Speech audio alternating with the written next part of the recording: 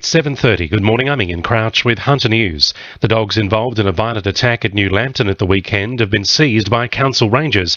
3 people had to be taken to hospital with serious arm and hand injuries after the 4 dogs escaped their yard on Wickham Road on Saturday.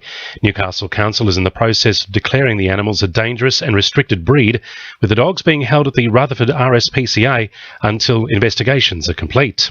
The federal government's plans to amend the Narcotics Drugs Act and permit the controlled cultivation of cannabis for medical purposes is being backed by Wallsend MP Sonia Hornery.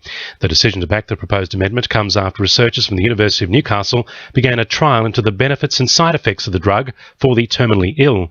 Sonia Hornery says research conducted in the Hunter has helped shape her opinion on the issue. Yes, certainly. The research, particularly led by Professor Jennifer Martin at Newcastle Uni, conducting tests on whether it works or not, and it certainly led me into the conclusion that it's going to help people, and that's what we've got to look at for people with chronic pain or terminal illness.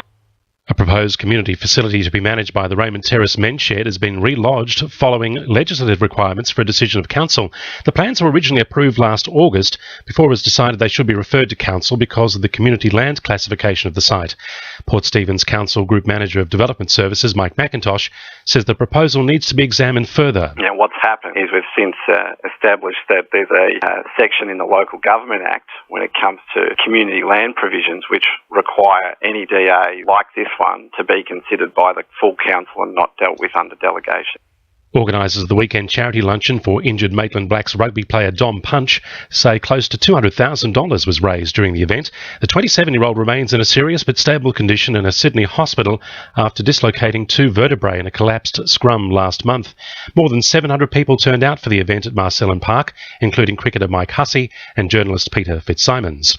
A redhead woman has created an illuminated tongue depressor called Throatscope.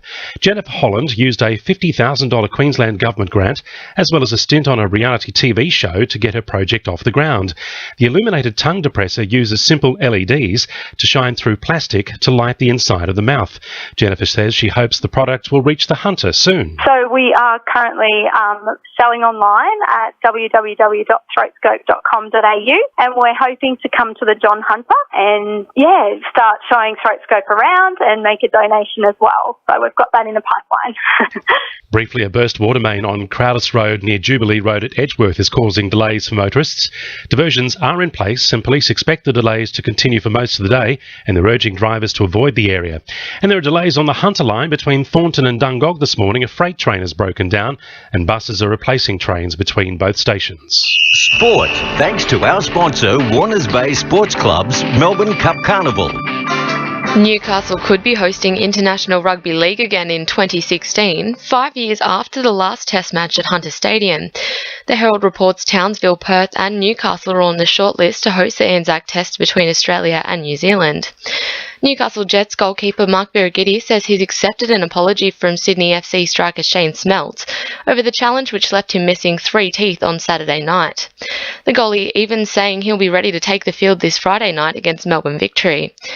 And Merryweather pilot Matt Hall is reflecting on his most successful Red Bull race series to date after picking up his second race win yesterday at Las Vegas and finishing second overall in the 2015 championship. That's sport. I'm Georgia Moylan. 2 RFM News Time, 26 to 8.